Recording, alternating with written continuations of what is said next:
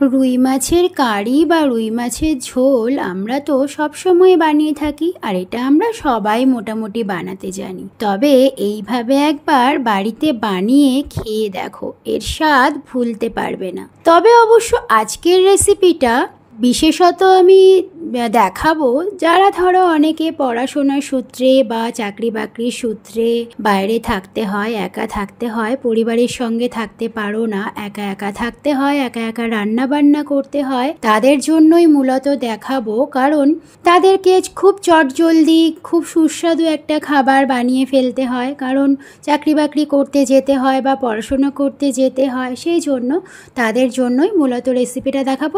চলো আর বেশি কথা না বলে ভিডিওটা শুরু করে ফেলি। আর অবশ্যই যারা আমার চ্যানেলটা দেখছো একটু সাবস্ক্রাইব করে নিও এরকম সুন্দর সুন্দর রেসিপি একদম হাতের কাছে পাওয়ার জন্য। আর যারা আমার ফেসবুক পেজ দেখছো অবশ্যই পেজটাকে ফলো করে পাশে থাকার অনুরোধ রইল। তো চলো দেখে নিই। প্রথমেই দেখো আমি এখানে রুই মাছ নিয়ে নিয়েছি। আমি কিন্তু এখানে ওই অন্ধ্রের বা চালানি রুই যেটা বলো সেই রুই মাছ নিয়ে আমি এগুলো লোকাল রুই নিয়েছি। তো লোকাল রুই মাছটাকে এরকম সুন্দর করে কাটিয়ে নিয়ে এসেছি বাজার থেকে, রিং রিং পিস করে, তোমরা যেরকম খুশি পিস করে কাটাতে পারো। কাটিয়ে নেওয়ার পরে তারপর মাছটাকে খুব ভালো করে বাড়িতে এনে ধুয়ে নিয়েছি। এবার মাছটাকে একটু ম্যারিনেট করে নেব। প্রথমে দেখো হলুদ দিয়ে দিলাম পরিমাণ মতো, আমার এখানে 6 পিস মাছ আছে। তারপর একটু শুকনো লঙ্কার গুঁড়ো দিয়ে দিলাম, আর এবার দিয়ে দিলাম একটু লবণ। শুকনো লঙ্কার গুঁড়োটা কিন্তু অনেকেই দেয় না, তবে আমি দিই। শুকনো লঙ্কার গুঁড়োটা দিলে মাছটা খুব বেশি টেস্ট হয়। মাছটা যদি শুধু তোমরা ঝোল বা কারি না করে ভাজাও খাও তাহলেও বেশ টেস্টি লাগে। তো দেখো তোমাদের সাথে কথা বলতে বলতে আমি কিন্তু মাছটা ভালো করে ম্যারিনেট করে নিয়েছি। এদিকে কড়াইতে ভালো করে তেল দিয়ে, সর্ষের তেল দিয়ে তেলটাকে খুব ভালো করে গরম করে নিলাম। যেহেতু মাছের পিসগুলো একটু বড় বড়, সেই জন্য কড়াইটা যতই বড় হোক তবুও কড়াইটাতে একসাথে বেশি ধরবে না। তো আমি এখানে দুটো দুটো করে পিস একটু ফ্রাই করে নেব। তো মাছগুলো দেখো প্রথমে একবার দিয়ে একবার উল্টে দিয়েছি। তো উল্টে দেওয়ার পরে একটু মাছগুলো দেখবে ফ্রাই করলে একটু সাইজটা ছোট হয়ে যায়। তো এবার অনায়াসে আরেকটা মাছের পিস দিয়ে দেওয়াই যেতে পারে। একটু সাইড সাইড করে নিয়ে দিয়ে দিলাম, তাহলে একটু টাইমটাও সেভ হয়। যেহেতু এটা তোমাদের যারা অফিস গোয়িং বা কলেজ গোয়িং বা আলাদা থাকতে হয়, পরিবারের থেকে দূরে থাকতে হয়, তাদের জন্য দেখাচ্ছে। তো টাইম সেভিংয়ের ব্যাপারটা তো অবশ্যই আসে, সেটাকে মাথায় রেখে তো দেখো আমি মাছগুলোকে ফ্রাই করে নিলাম। মাছগুলো দেখতেই পাচ্ছ আমি কিন্তু একটু গোল্ডেন ব্রাউন করে ফ্রাই করেছি, খুব বেশি কড়া করে কিন্তু ফ্রাই করিনি। কড়া করে ফ্রাই করলে পরে মাছগুলো একটু শক্ত হয়ে যায়, তখন আর টেস্টটা সেরকম থাকে না। এবার মাছগুলো ভেজে তুলে নেওয়ার পর ওই তেলেই দিয়ে দিলাম, আমি দেখো এরকম লম্বাটে লম্বাটে করে আলু কেটে রেখেছি। আলু ছাড়া আমাদের বাড়িতে কারোর ঠিক পোষায় না, তো সেই জন্য আমি আলু দিয়ে করছি। তোমরা যদি কেউ মনে করো আলুটা দেবে না, তো সেক্ষেত্রে আলুটা স্কিপ করতেই পারো, কোনো অসুবিধে নেই। এবার আলুটা তেলে ছাড়ার পর একটু নেড়েচেড়ে নিয়ে দিয়ে দিলাম একটু লবণ। লবণটা দিয়ে একটু ফ্রাই করে নেব খুব ভালো করে। আলুটাকেও কিন্তু মোটামুটি গোল্ডেন ব্রাউন করে একটু ফ্রাই করে নেব। আমি যতটা পরিমাণ তেল দিয়েছিলাম তেলটা আরও একটু বেড়ে গেছে, কারণ মাছটা থেকেও একটু তেল ছেড়েছে। এবার দেখো আলুটা যে গোল্ডেন ব্রাউন করে ফ্রাই করা হয়ে গেল। এবার দুটো পেঁয়াজ, দুটো মিডিয়াম সাইজের পেঁয়াজ এরকম ঝিরিঝিরি করে কুচিয়ে নিয়েছিলাম, সেটা দিয়ে দিলাম। পেঁয়াজটাকেও আলুটার সঙ্গে একটু ফ্রাই করে নেব। আমি কিন্তু যতটা সম্ভব টাইমটা বাঁচানো যায় সেইভাবে তোমাদেরকে রান্নাটা করে দেখাচ্ছি। এখানে আমি যদি ঘরের জন্য রান্না করতাম সেক্ষেত্রে আলুটাকে ভেজে আলাদা করে তুলে রাখতাম, তারপর পেঁয়াজটাকে ভাজতাম, এভাবে করতাম। যেহেতু টাইম সেভিংয়ের একটা ব্যাপার আছে সেই জন্য আমি এইভাবে দেখাচ্ছি। এখানে দেখো আমি একটু কাঁচা লঙ্কাও চিড়ে দিয়ে দিলাম। এই দেখো আমি একটু লাল যে লঙ্কাগুলো হয়ে গেছে সেগুলো দিলাম, তাহলে লাল লঙ্কাগুলোও ইউজ করা হয়ে গেল।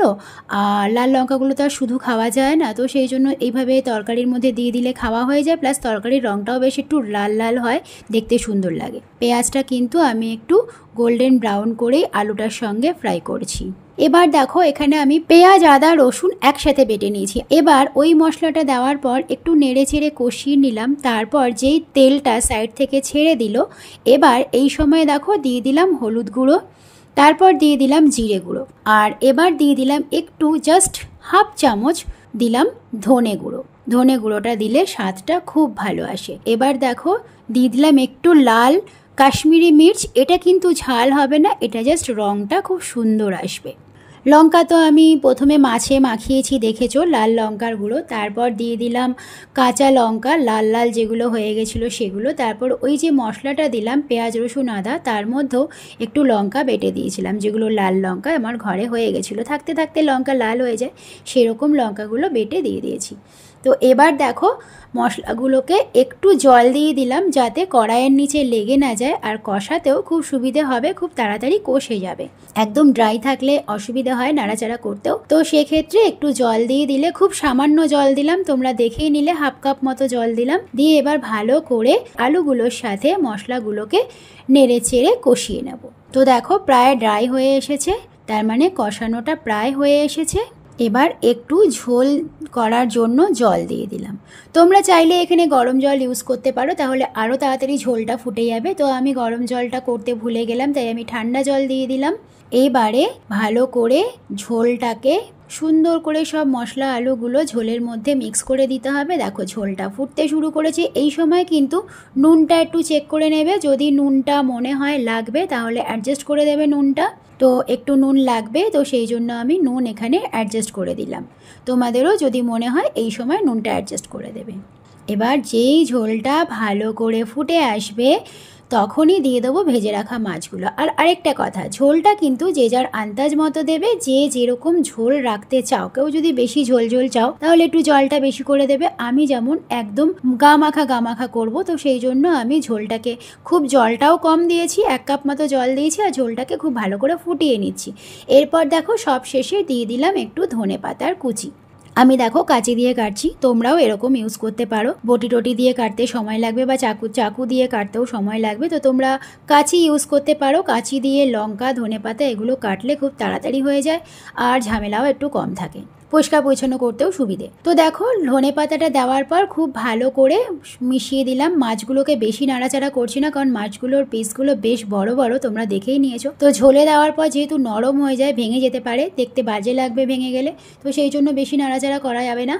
খুব হালকা হাতে মাছগুলোকে মিক্স করে ভালো করে ধনেপাতার সঙ্গে মিক্স করে ঝোলটাকে ফুটিয়ে নিয়ে এবার আমি ঝোলটা যেই ফুটে গেল গ্যাস ওভেন অফ করে দেবো। গ্যাস ওভেন অফ করে 5 মিনিট স্ট্যান্ডিং টাইমে রেখে তারপর এটা আমি একটা সার্ভিং বলে সার্ভ করে তোমাদের দেখাচ্ছি।